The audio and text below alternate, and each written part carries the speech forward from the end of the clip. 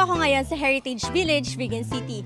At atin naman pong alamin ang reaksyon ng mga kabataan tungkol sa fashion.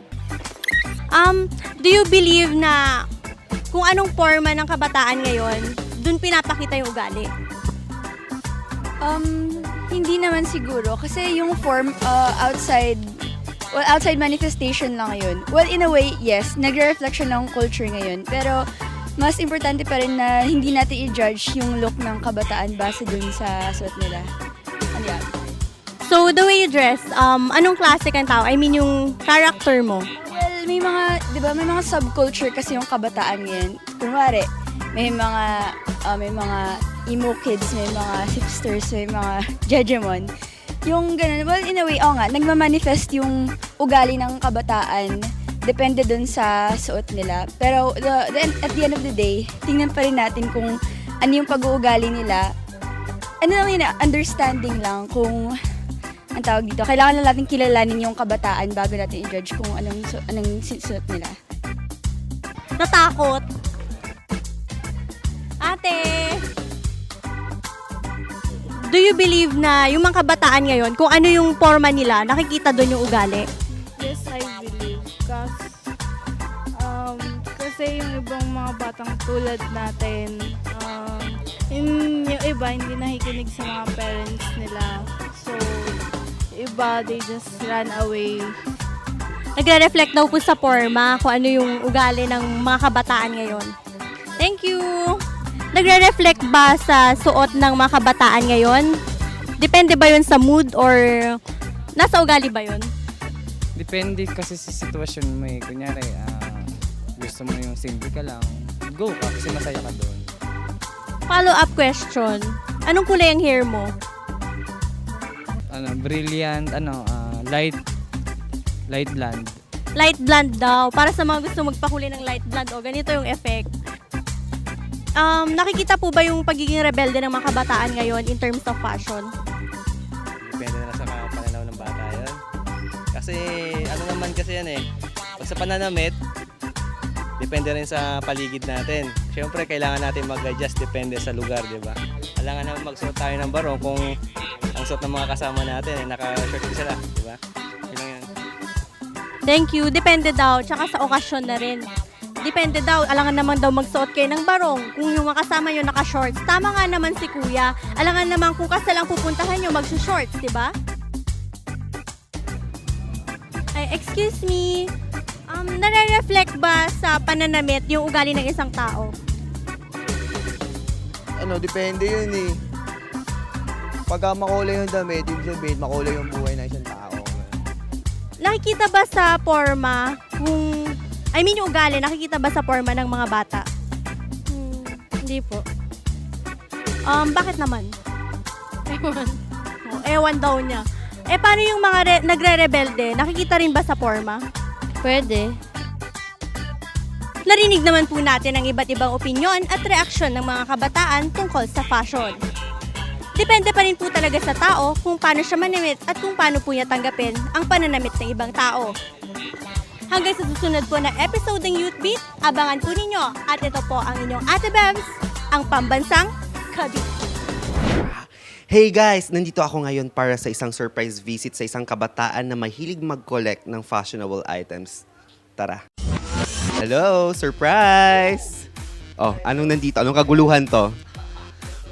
Parang may room party dito at nakikita ko very creative tong room. Talagang inambush. Ikaw si Kuya Dominic. Oh, magpakilala ka sa mga viewers natin. Hey, what's up? Ako si Dom. Hello. Nakikita ko nga dito pa lang sa pintuan, hindi siya typical door because parang napinturahan siya ng silver. So, sino naman nag-conceptualize ng room mo? Yung mga bata, yung grade 7 sa Vigan National High School. Very creative nga siya. Talagang pag nakikita yung fashion mo sa fashion din. So, ano naman itong mga nandito? Ikwento mo sa akin. Last year kasi parang disco bar ito. Disco bar, maraming lights, mga disco ball, nandito lahat. Tapos ngayon, concept ko, kasi nanalo kami sa street dancing sa Longganisa noon. Balak ko yung mga pangbata na kasi may pamangkin na ako eh. Kaya gusto niya dito. Super Mario, Superman, yun. So, mga cartoon character at saka mga anime. Ano pa ba? Ito mga collection mo ng shoes. Shoes. Yan, lahat yan. Nung fourth year high school ako yan. Nung dun sa baba, tapos yung nasa taas. Oh, yung pinakabagong dun yung nasa taas. So, in terms of fashion, ginagastosan mo ba talaga? Kung may pera, kung maganda sa paningin ko, yun. So, gaano ba yung trend mo? Pagdating sa trend ng pagpamimili ng gamit, paano ba? Kung binibigay yung pera lang, yung TF ko sa pagtuturo ng sayaw, ganun. Okay, so, ano ba? Itour mo ka. Ano yung mga collection natin dito? Very wacky pala. Anong age ka nung first time mo mag-collect? Hindi ko na, basta fourth year high school na ako nun. Fourth year high school, yun yung sapatos ko eh. Wow, ang cute. Yun nasa baba. Ay, gusto ko yung maliit. Parang may paa. Yan. Okay, dito tayo. So, you mean, hindi mo siya binili na ganito? Hindi. Hindi. Pinapinturahan ko lang. Wow. Ayan, ginagamit kong pagsasayaw. Tapos siniram nila. Wala yung plug eh. Ganito yung flag ng Pilipinas. Okay. Pero wala dito. Usually, saan mo binibili yung yung mga shoes mo? Diyan lang sa palengke. Pag bargain sa online. Yun. Anong pinaka-favorite mo dito na collection? Yung pinaka-favorite ko, eto. Okay. Eto. Wow. Patingin. Very creative. Actually, talagang lahat naman parang freestyle sila. Kasi andito si Hook. Hook at saka si Captain America. In terms of bags naman. Bags.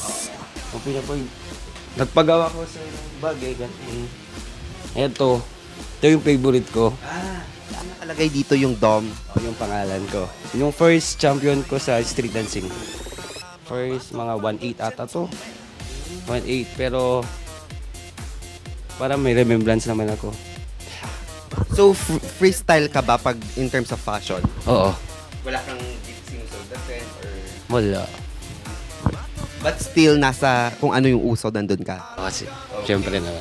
I heard over dyan din sa labas-labas na parang inaabangan daw everyday kung ano yung outfit mo. I-tour mo naman kami dito. Ano ba dito? Ano ba tong section ng room mo dito? Eh, ang gulo dyan eh. Yung mga bata lang yung mga gumawa dyan. Nag-ayos. Mga bata lang nag-ayos. Dito yung closet ko. Okay. Magulo daw. Aside from collection ng shoes, i-ambush na rin natin yung closet ni Kuya Dom. Tara. Ano ba? Wala makakatakas dito. Oh no! What do we have in here? Gagamitin ko mamaya. Ito, yung camouflage. Parang Billy Crawford yung peg. Billy Crawford. Pasta natin sa holder. Ayan. Ha, Billy. I love Billy. Well, in fact, also trending din ngayong 2013 ang mga camouflage print, tsaka denim and more on color green tayo ngayong 2013. Okay, dito naman sa closet natin, ano ba yung mga basic na... Ito yung ginagamit ko. For daily wear? Oo, sa pagtuturo ng mga sayaw. Ito yung ginagamit ko palagi. Remembrance ko sa mga school, yung mga iba dito.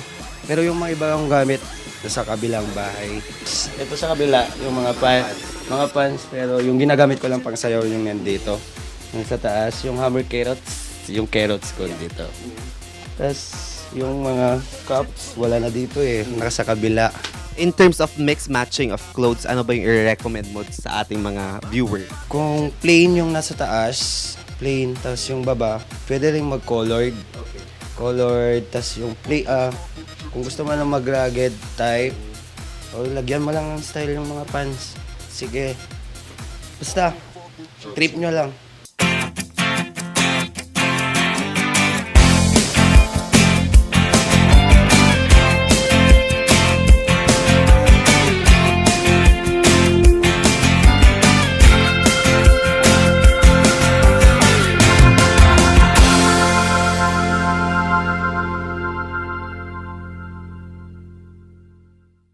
YouthBeat would like to thank the following sponsors.